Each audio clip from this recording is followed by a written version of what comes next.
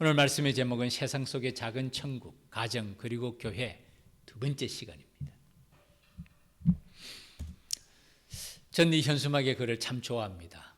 생각 같아서는 세상 속의 작은 천국, 가정 그리고 교회를 좀 더 크게 했으면 좋았겠다는 생각도 들더라고요.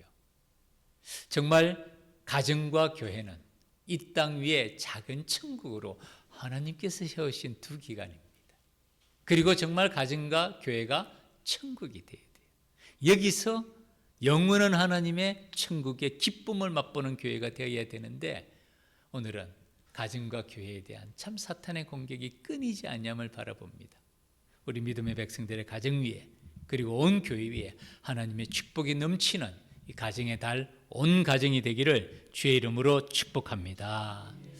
제가 어머니날, 어버이날만 맞이하면 늘 생각하는 참 의미 깊은 한 이야기가 있습니다. 아마 들어보신 분도 있을 거예요. 하늘나라에서 곧 지상으로 내려가게 될 아이가 있었어요. 그런데 그 아이는 지상으로 보낸다고 하니까 하늘나라에서 걱정이 태산 같습니다. 하나님께 물어봅니다. 하나님, 저를 내일 지상으로 보내실 거라는 얘기를 들었어요. 아무것도 할 수 없는 작고 무능한 갓난 아이로 제가 태어나서 세상에서 어떻게 살라는 거예요? 하나님께서 그에게 이렇게 대답을 했답니다. 그래서 너를 위해서 천사 한 명을 준비해 두었단다. 그 천사가 널 돌봐줄 거란다. 그 아이가 다시 말합니다. 하지만 저는 여기서 노래하고 웃으며 행복하게 지내는데요, 지상에서는 내 천사가 널 위해서 노래하고 미소 지어줄 거란다. 그리고 너는 그 천사의 사랑 속에서 행복함을 느끼게 될 거란다. 이 아이는 다시 하나님께 묻습니다. 하지만 저는 사람들의 말을 모르는데 그들이 하는 말을 어떻게 알아들을 수가 있죠? 하나님이 대답하십니다. 내 천사가 세상에서 가장 감미롭고 아름다운 말로 나한테 얘기해 줄 거란다. 그리고 인내심과 사랑으로 내가 말하는 것을 가르쳐 줄 거야. 그렇다고 이것도 제가 하나님께 말하고 싶을 땐 어떻게 해요? 그때는 너의 천사가 내 손을 잡고 어떻게 기도하면 되는지 알려주게 될 거란다. 아이의 염려가 사라지지 않습니다. 하나님, 그래도 지상에는 나쁜 사람도 많다던데 그들로부터 저를 어떻게 보호하란 말입니까? 너의 천사가 목숨을 걸고서라도 널 보호해 줄 거야. 하지만 하나님, 저는 하나님을 보지 못하게 되면 너무 슬플 텐데요. 너의 천사가 나에 대해서 얘기해 주고 나한테 다시 돌아올 수 있는 방법을 알려줄 거란다. 물론 나는 항상 내 곁에 있을 거란다. 그 순간 하늘이 평온해지고 벌써 지상에서 목소리가 들려오기 시작했어요. 지상으로 떠날 시간이 된 겁니다.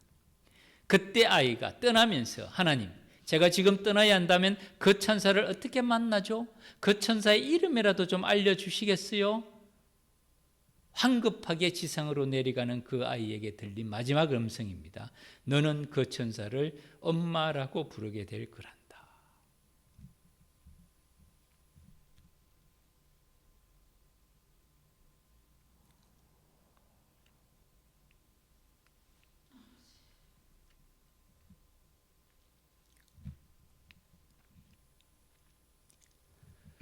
엄마라는 이름은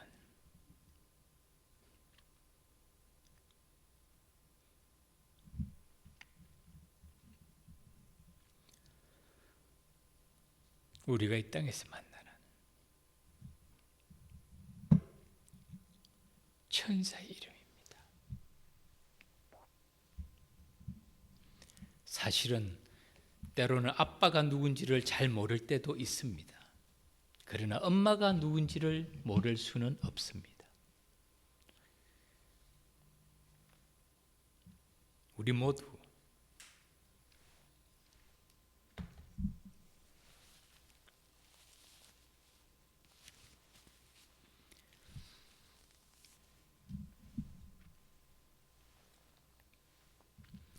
엄마라는 그 첫 번째 천사를 통해서 이 땅에 태어나게 됩니다.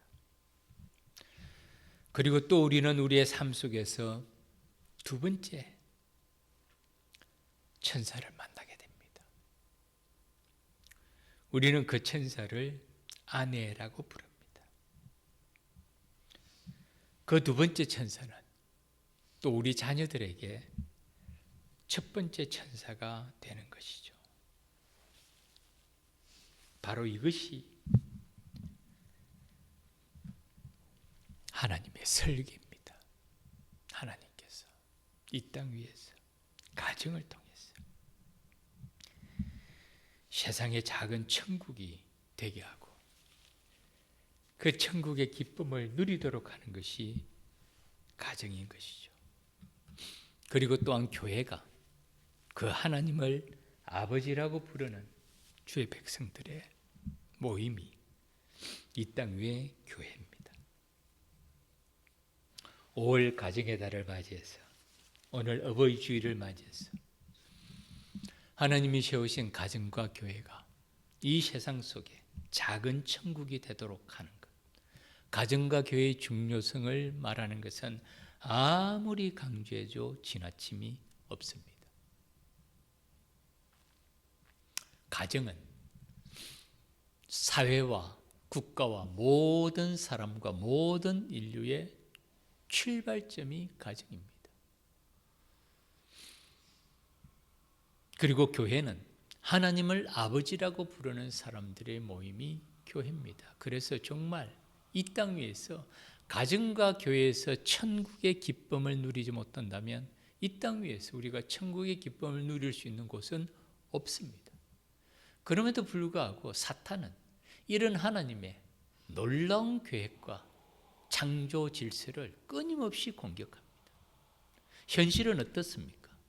세상 속에 작은 천국이 되어야 될 가정과 교회가 하나님의 원설계가 천국의 기쁨을 누리는 그것이 가정과 교회인데 우리가 가정과 교회에서 정말 그런 천국의 기쁨을 누리고 있습니까? 제가 통계를 소개해 드릴게요. 보니까 세계 최고의 이혼율은 현재는 미국이 이르더라고요. 51%라고 얘기합니다. 그런데 미국의 이혼율이 51%라면 한국의 이혼율은 얼마 정도 될까요? 놀랍게도 비슷합니다. 47.4%래요. 근데 좀 놀랍지 않습니까? 결혼을 한 가정 중에서 100가정이 있으면 47가정이 그럼 이혼한다는 말입니까? 그런 통계는 아니더라고요, 보니까. 우리 한국의 이혼율이 47.4%, 미국의 이혼율이 51%라고 말하는 것도 2026년 한 해에 100쌍이 결혼했는데 그중에 51쌍이 이혼했다. 이 얘기는 아니더라고요. 한국도 100쌍이 결혼하고 47.4가정이 이혼한 게 아니고 한국에서 미국에서 100가정이 결혼했는데 그 해에 이혼한 온 가정, 그러니까 10년이 되고 20년이 되고 30년이 되도 모든 이혼한 가정을 다 포함한 것이 47.4%라는 거예요. 미국도 마찬가지죠. 그래서 통계 숫자가 100가정 결혼하고 47가정 이혼했다. 이런 통계는 아니더라고요. 그럼에도 불구하고 이 숫자는 의미가 있습니다. 특별히 요즘은 황혼 이혼이 더 늘어나는 그런 시대를 살아가는 것이 오늘 이 시대의 특징입니다. 황혼 이혼이라고 말하면 20년, 30년을 살고 난 다음에 이혼하는 것을 말하죠. 천국이 되어야 될 가정이 끝까지 잘 항해하지 못하고 파선하는 현실의 모습을 보여줍니다. 그러면 우리가 어떻게 이 땅의 가정과 교회가 천국의 기쁨을 누리는 것으로 회복할 수가 있겠습니까? 혹시 표를 본 적이 있습니까? 결혼의 목적은 행복이 아니라 거룩입니다. 우리로 하여금 생각하게 하는 문구입니다. 결혼의 목적은 많은 사람들이 이 땅에 결혼하는 요즘 젊은이들의 결혼 목적이 뭐죠? 행복해지기 위해서 결혼하는 것이 결혼입니다. 남편도 아내도 이제 함께 살아가면서 이 세상 속에서 더 복된 삶, 더 행복한 삶을 꿈꾸면서 결혼을 하는 것이 결혼의 목적입니다. 그런데 현실은 만만치 않습니다. 서로의 행복을 추구하는데 때로는 그 행복이 상충될 때가 많습니다. 서로의 행복이 서로의 상충되는 성격과 환경으로 인해서 때로는 갈등과 불행의 요인이 되기도 하는 것이 현실의 모습입니다. 그래서 방향을 한번 바꾸어 볼 필요가 있습니다. 그리스도인의 결혼과 우리의 삶의 방향성을 각각의 행복을 추구하는 것이 아니라 각각의 거룩함을 추구하게 된다면 어떻게 될까요? 오늘 본문의 말씀이 사실은 남편과 아내, 부모와 자녀, 그 다음에는 종과 상전에 가는 말씀까지 나옵니다. 이 말씀을 거룩함이라는 관점에서 한번 생각해 보기를 원하는 것입니다. 먼저 아내들에게 주시는 말씀이죠. 아내들아 남편에게 복종하기를 이는 주 안에서 마땅하니라. 그 당시 로마 시대 때 아내가 남편에게 복종하는 것은 당연한 일이었습니다. 오늘날 말하면 요즘 시대가 어느 시대인데 그런 말씀을 하십니까? 그러니까 젊은 사람들이 교회를 안 가죠, 이렇게 말하는 사람들이 있을 거예요. 요즘은 남자와 여자의 능력과 어떤 경력과 또 일의 재능에 조금 더 차이가 없습니다. 오히려 여성들이 더 뛰어난 능력을 발휘하고 또 나타내는 것이 많이 있죠. 그런데 사실은 이 말씀은 방점이 아내에게 있는 게 아니에요. 말씀드린 대로 로마 시대 때, 우리나라로 생각해 보십시오. 조선 시대 때, 고려 시대 때 아내들은 남편에게 복종해야 됩니다 라고 말했을 때 그 당시에 그게 무슨 말입니까? 라고 말하는 사람이 한 사람이라도 있었겠습니까? 로마 시대 때도 마찬가지였어요. 그 당시에 아내가 남편에게 복종하는 것은 당연한 사회의 풍습이었고, 특별히 로마는 남자 중심의 가부장적인 사회였습니다. 그래서 이 말씀의 핵심은 남편에게 주시는 말씀에게 있습니다. 그 다음에 뭐라고 말합니까? 남편들아 아내를 사랑하며 괴롭게 하지 말라. 두 가지입니다. 남편에게는 아내를 사랑해라. 두 번째는 괴롭게 하지 말라는 거예요. 먼저 괴롭게 하지 말라는 말씀부터 한번 생각해 봅시다. 제가 말씀을 준비하면서 이걸 봤어요. 오늘날 말합니다. 사람이 가장 스트레스를 많이 받는 순간 10가지 스트레스, 최고의 스트레스를 말합니다. 첫 번째가 자녀의 죽음입니다. 참 부모로서 자녀의 죽음보다 더 비극적인 일은 사실은 없습니다. 그러니까 가장 극심한 스트레스예요. 두 번째가 배우자의 죽음이에요. 세 번째가 배우자의 외도와 배신입니다. 이 사실 그래서 가족 관계가 가장 큰 일입니다. 네 번째가 부모의 죽음이고, 다섯 번째가 병에 대한 진단, 여섯 번째가 재물에 대한 것, 일곱 번째가 실직과 해고, 그 다음에 또 가족과 돌아옵니다. 여덟 번째가 가족과 단절이, 아홉 번째가 믿었던 사람의 배신, 친구, 동료, 사업 파트너가 포함되지만 또 부부관계도 또 포함이 되죠. 마지막에는 열 번째가 혼자라는 걸 실감할 때, 이것도 가족 가운데 나타나는 것이죠.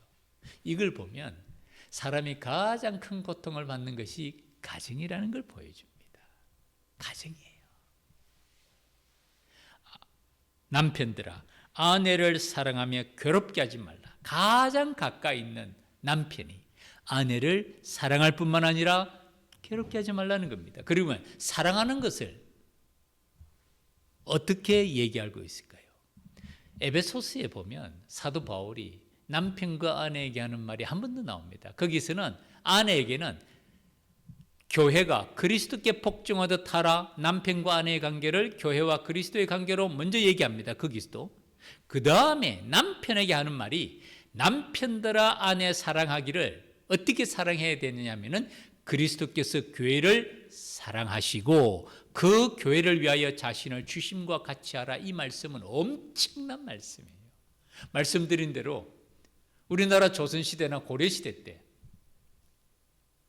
여필종부라는 말 자체가 아내는 반드시 남편의 말에 따라야 됩니다.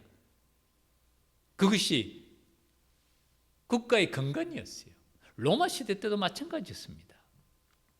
그럼에도 불구하고 철저한 남성 중심의 가부장 사회였던 당시 로마 사회에서 사도 바울은 남편에게 뭐라고 말하냐 그러면 아내 사랑하는 것을 남편과 아내의 관계를 그리스도께서 교회와의 관계에 비유합니다. 그리스도께서 교회를 사랑하시는데 어떻게 사랑하셨죠? 그 교회를 위하여 자신을 주심같이 하라. 사실 참 저도 말씀을 준비하면서 생각하면서 제가 정말 아내를 이렇게 사랑하는가? 이 말은 뭐냐면 아내를 위해 죽으라는 거예요. 아내를 위해 죽으라는 겁니다. 그리스도께서 교회를 어떻게 사랑하십니까? 목숨을 버리신 거예요.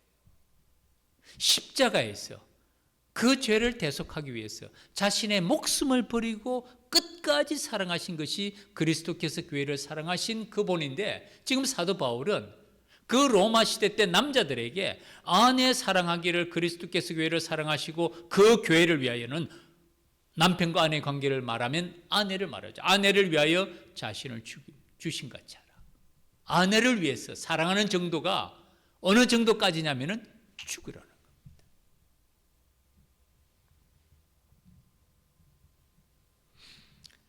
아내에게 먼저 주시고 그 다음에 남편에게 주시는 말씀이지만 이 두 말씀의 방점은 남편에게 있습니다. 그 당시 로마 사회와 비교할 수 없는, 세상과 완전히 구별되는 하나님의 차원의 가정, 남편과 아내의 관계, 하나님의 말씀에 기초한 거룩함을 말씀하고 있는 거예요.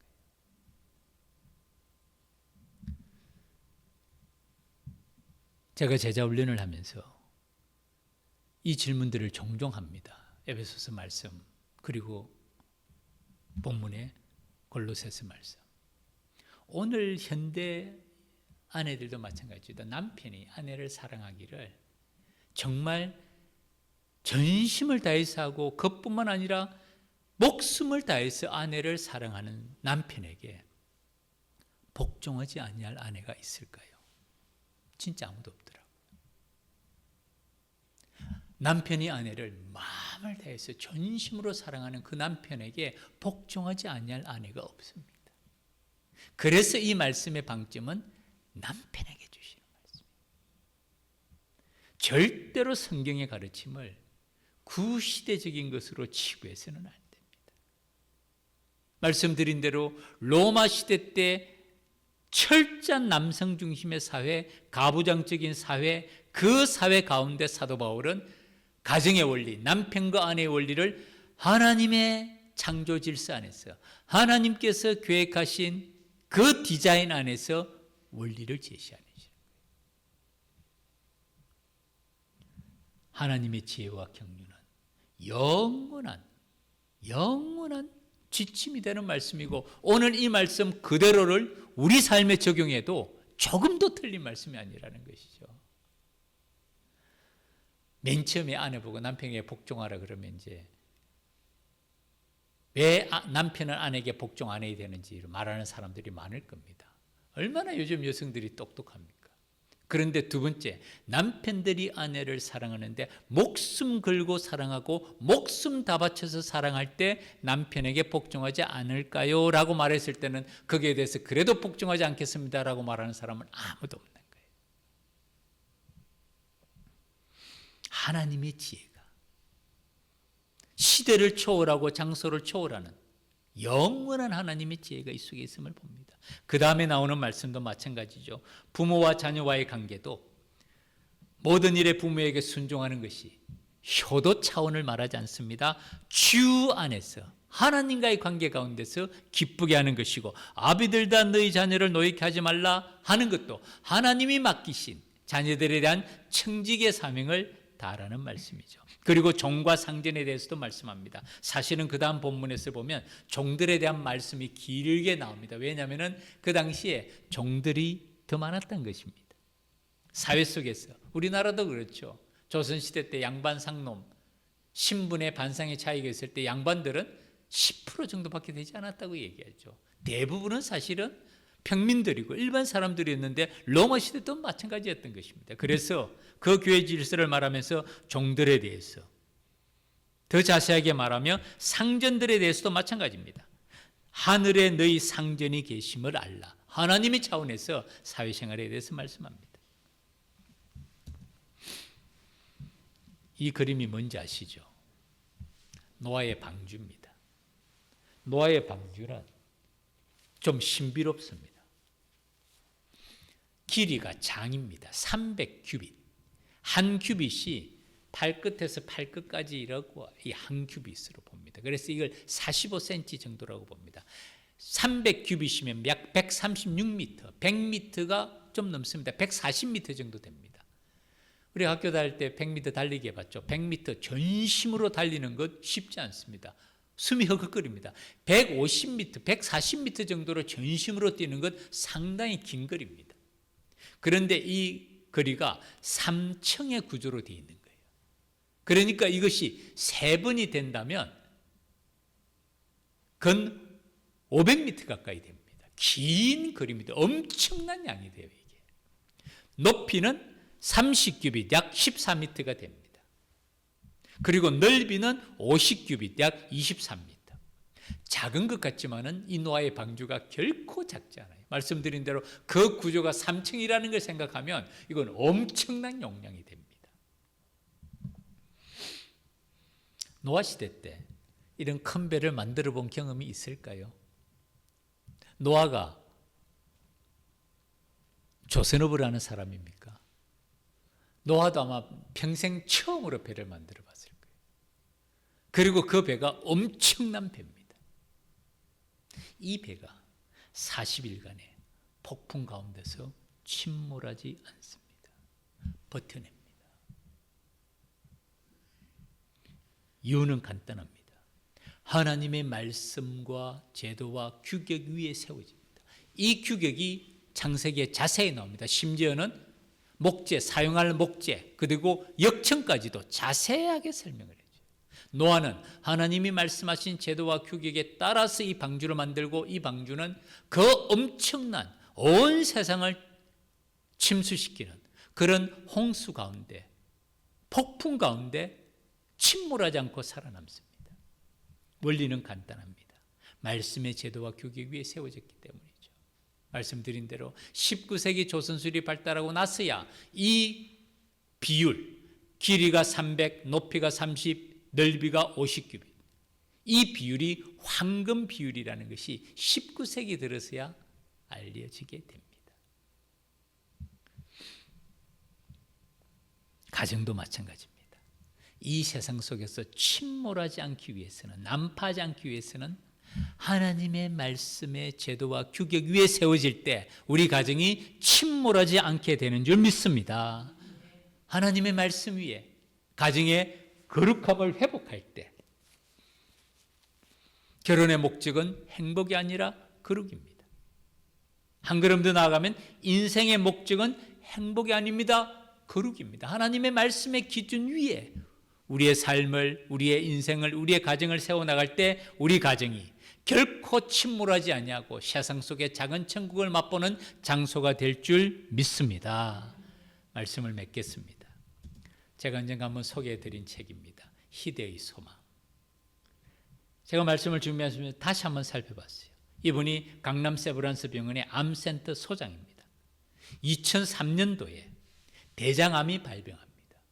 그 암이 간과 골반과 뼈로 다 전이가 됩니다. 진단을 받았을 때 이미 말기 암 사기였습니다. 그리고 그는 암 전문가로서 스스로를 진단해도 이 정도면 병원에서는 3개월 내지 6개월 정도의 진단을 내려준다고 말합니다. 그런데 그는 그 이후에 8년간을 환자들을 돌봅니다. 그리고 나중에 2013년 5월에 세상을 떠날 때까지 환자를 진료를 돌보는 손을 놓지 않습니다.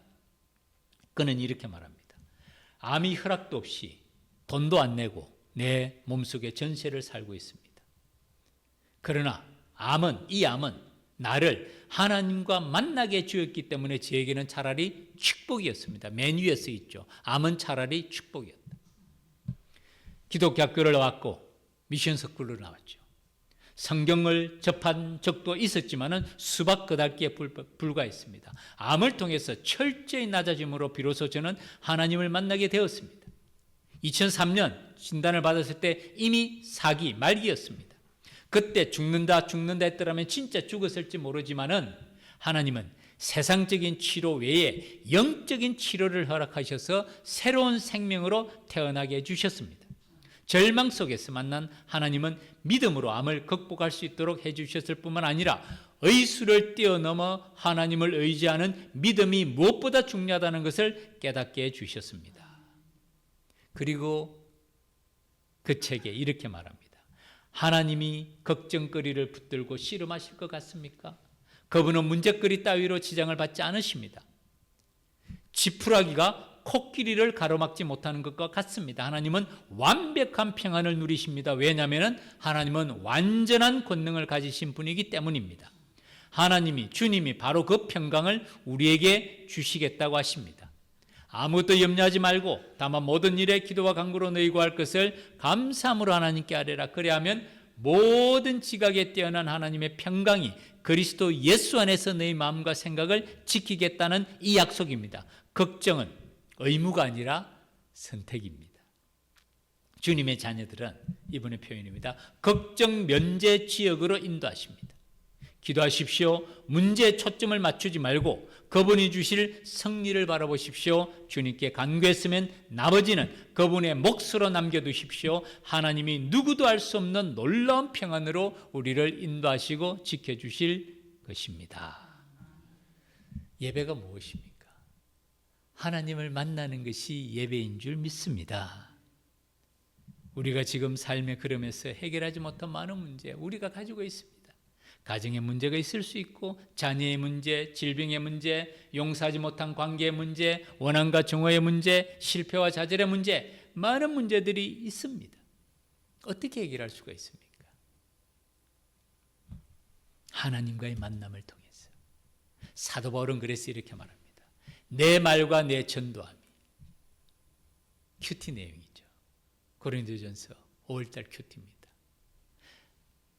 마이 메시지, 내가 전하는 말과 내 설교, 하나님의 말씀 전하는 이 모든 것이 A가 아니고 B라는 겁니다. 설득력 있는 지혜의 말, 이게 사람의 지혜입니다. 이것이 아니고 다만 성령의 나타남과 능력으로 하여, 이것이 하나님의 능력이라는 것이죠. 우리의 믿음이 사람의 지혜가 아니라 하나님의 능력 위에 있게 하려 하였다고 선포합니다. 이것이 사도 바울의 모든 사역의 핵심입니다. 우리의 믿음이 사람의 지혜에 있지 아니합니다. 하나님의 말씀이 설득력 있는 지혜의 인간의 말이 아닙니다. 하나님의 능력은 성령의 나타남과 능력 가운데 있다는 것을 말씀하고 있죠. 이 그림을 본 적이 있으시죠? 사람이 걱정하고 염려하는 걸 100%라고 말하면 그 중에서 일어나지 않을 미래에 대한 염려가 40%가 됩니다.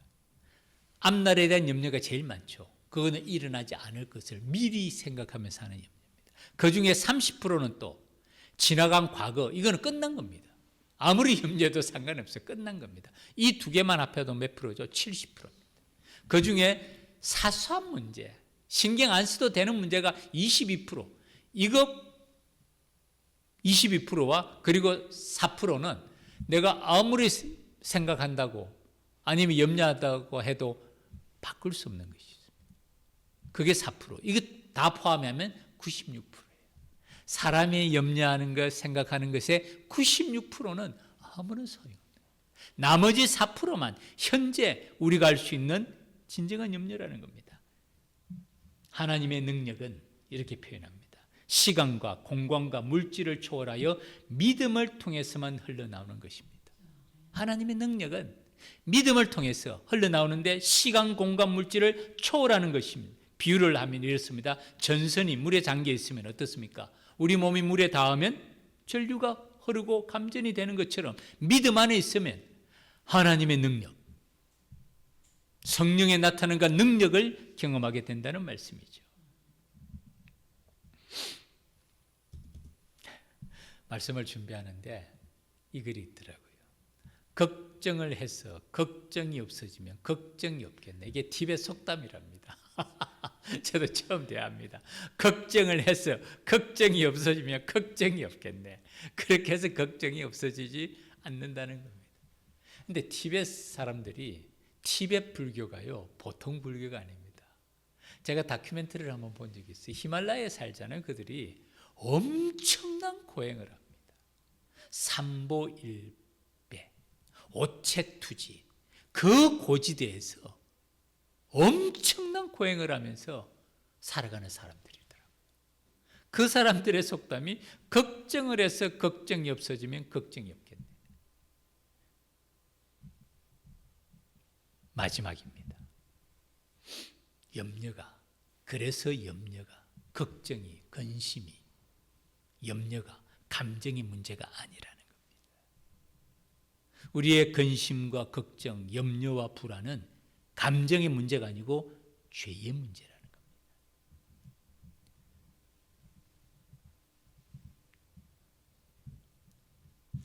걱정과 근심, 염려는 허약한 믿음을 나타냅니다.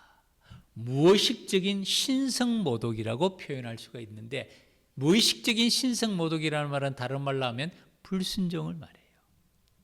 크리스천이라면 우리가 의도적으로 하나님을 의심하지는 않습니다. 누가 그러겠어요? 우리가 하나님을 다 믿죠. 그러나 무언가를 걱정한다는 것은 곧 하나님을 믿지 못한다는, 신뢰하지 못한다는 방정이 되는 것이죠. 이게 불순종입니다. 염려의 문제는 그래서 감정의 문제가 아니고 죄의 문제입니다. 마치 어린아이가 조각가에게 이렇게 말합니다. 아저씨 정말 바위에다가 글자를 새길 수가 있어요? 어린아이는 조각가가 사람이 바위에 글을 새길 수가 없다고 생각하는데 그 조각가가 바위에 글을 새기지 못하겠습니까? 사도 바울이 아무것도 염려하지 말라는 말씀은 아무것도 신경 쓰지 않는 무책임한 삶을 살라는 말씀이 아니죠. 믿음의 눈으로 말씀과 기도 위에 서고 두려움이 가득 찬 눈길로 앞을 내다보지 말고 미래에 일어나지 않을 염려가 40%가 됩니다. 믿음이 넘치는 눈으로 하늘을 올려다보는 그런 믿음의 삶을 말합니다. 하나님의 말씀에, 약속의 말씀을 믿고 믿음의 눈으로 그 약속의 말씀을 주신 하나님의 살아계신 것과 자기를 찾는 자들에게 상 주시는 이심을 믿고 예배를 통해서 하나님을 만나면서 나아가는 그것이 믿음의 걸음인 줄 믿습니다. 오늘 어버이 주일을 맞이해서 우리의 가정이, 우리의 교회가 천국의 기쁨을 회복하는, 거룩함을 회복함으로 하나님이 설계하신 그 천국의 기쁨을 회복하는 남편과 아내, 부모와 자녀, 우리의 믿음의 걸음, 우리 가정, 온 우리 삶의 걸음이 되기를 주의 이름으로 축복합니다. 기도드리겠습니다. 하나님 아버지, 오늘 어버이 주일을 맞이합니다. 참으로 주님, 천사를 통하여서, 엄마라고 부르는 천사를 통하여서 우리가 이 땅에 태어나게 하셨습니다. 그리고 그 천사가 하나님 아버지 우리의 자녀들을 양육하고 이 땅 위에서 또한 아내를 통하여서 우리의 자녀들이 가정에서 천국의 기쁨을 누리면서 살아가야 되는 곳이 가정과 교회인데, 사탄은 끊임없이 우리의 가정을 공격하고 몸된 교회를 공격하며 우리의 마음을 무너뜨리고자 하나님 아버지 오늘도 우리를 공격하는 이 사탄의 세력 가운데서 우리의 믿음의 눈을 뜨고 예배 가운데 주님 만나며 하나님의 약속의 말씀 위에 서서 이 모든 시험들을 넉넉히 이겨내는 주의 백성들 되게 하여 주시옵소서. 예수님 이름으로 기도 올립니다. 아멘.